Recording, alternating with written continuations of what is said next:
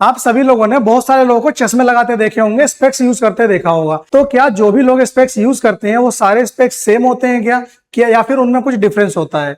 तो होता ऐसा है कि अगर कोई पर्सन नॉर्मल पर्सन है जिसको स्पेक्स की जरूरत नहीं है, उसकी दो चीजें होती है, एक होता है फार पॉइंट, एक होता है उसका नियर पॉइंट। नियर पॉइंट का मतलब होता है कि पास में रखी हुई कोई बुक पढ़ रहा है, कोई न्यूज़पेपर पढ़ रहा है, तो अगर वो अपनी आईज से 25 सेंटीमीटर दूर अगर रखेगा उस चीज को तो वो अच्छे से पढ़ पाएगा। बहुत ज्यादा क्लोज ले आएगा तो भी उसको ब्लरीनेस फील होगा, बहुत ज्यादा दूर ले जाएगा तो भी उसको अच्छे से नहीं पढ़ पाएगा। तो एक नॉर्मल पर्सन 25 सेंटीमीटर 25 सेंटीमीटर दूर रखी चीजों को अच्छे से पढ़ पाता है। तो ये तो पास की हमारा डिस्टेंस हो गया कि कम से कम 25 सेंटीमीटर दूर आपको चीजों को रखना पड़ेगा देखने के लिए। और फार पॉइंट क्या होगा? ज्यादा से ज्यादा कितनी दूर हम रख सकते हैं, तो वो हमारा होगा इन्फिनिटी।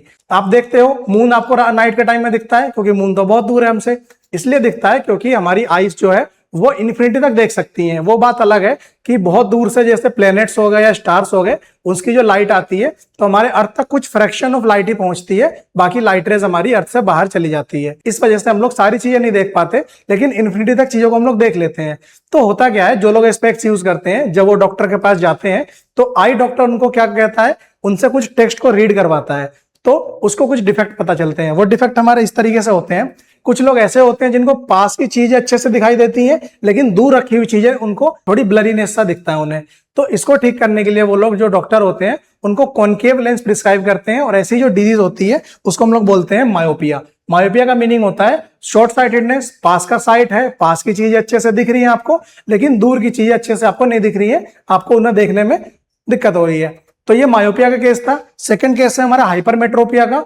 हाइपरमेट्रोपिया में क्या होता है कि इसको बोलते हैं फार साइटेडनेस या फिर लॉन्ग साइटेडनेस। इसमें दूर की साइट है, दूर की चीजें आपको अच्छे से दिख रही हैं, बट पास में रखी चीजें देखने में आपको ब्लरीनेस सा फील हो रहा है, आपकी आईज में पेन हो रहा है, आपको हेडेक हो रहा है। तो इसको बोलते हैं हाइपरमेट्रोपिया। इसको ठीक करने के लिए जो डॉक्टर के पास जाते हो आप, तो आई डॉक्टर आपको एक कॉन्वेक्स लेंस प्रोवाइड करते हैं। और जो हमारा थर्ड डिफेक्ट है वो है हमारा प्रेसबायोपिया। प्रेसबायोपिया जनरली ओल्ड लोगों में होता है, जिनके जितने भी बॉडी ऑर्गन्स है वो धीरे धीरे स्लो होते जाते हैं या फिर काम करने बंद कर देते हैं। तो ऐसे लोगों को ना पास की चीजें दिखती हैं ना दूर की चीजें दिखती हैं। तो इन दोनों को ठीक करने के लिए डॉक्टर क्या करते हैं, एक सिंगल ग्लास के अंदर कॉनकेव कॉन्वेक्स दोनों लेंस लगा के देते हैं, फिट करके देते हैं, ताकि जो ओल्ड लोग हैं वो अच्छे से अपना न्यूज़पेपर पढ़ पाए या फिर दूर की चीजें भी देख सकें। तो इनको ठीक कैसे करते हैं, रे डायग्राम के थ्रू भी जान लेते हैं हम लोग। जैसे ये हमारा मायोपिया है, हमारा जिसको बोलते हैं शॉर्ट साइटेडनेस या फिर नियर साइटेडनेस। तो इसको हम लोग ठीक कैसे करते हैं, इसमें पास की चीज है, पास की जो हमारा कोई ऑब्जेक्ट है उससे जो लाइट रे आती है वो रेटिना पे एक्जैक्टली हमारी इमेज फॉर्म करती है।